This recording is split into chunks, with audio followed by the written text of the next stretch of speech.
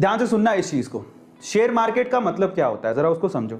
मान लो कोई दोस्त आया, वो कहता है आपसे कि यार मैं सोच रहा हूँ मैं ना एक नई स्पेयर पार्ट की दुकान कर लूँ, या फिर मैं कुल्फी की दुकान कर लूँ, या किसी बनिए की दुकान कर लूँ, मिनियारी की दुकान कर लूँ, या जो भी है दूध की दुकान कर लूँ या मिठाई की दुकान कर लूँ, लेकिन मेरे पास इतने पैसे नहीं है, चल तू और मैं दोनों पार्टनर बन के करते हैं।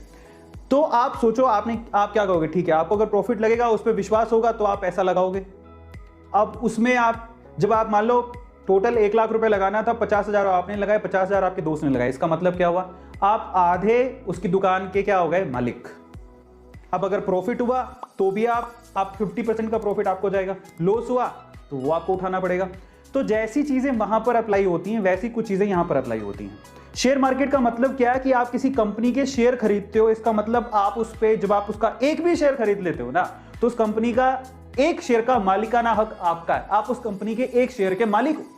समझ में आ रहा है? तो जब आप शेयर खरीदते हो, you are a shareholder, you are co owner as well.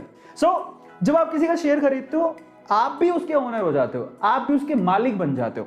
अब इन दैट केस जरा सुनना, जब आपने शेयर खरीदा, समझ में आता है? ऐसे ही फ्रेंड्स की कंपनी में भी आप ये ऐसे करते हो कि भैया आपको ट्रस्ट होगा तो आप पैसा लगाओगे, पैसा बढ़ेगा तो आपको फायदा होगा, और पैसा घटेगा तो आपको नुकसान होगा। सिंपल सी बात है।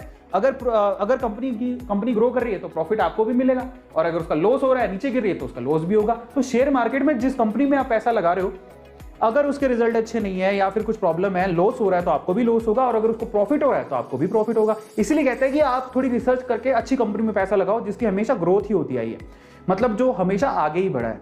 समझ रहे हो?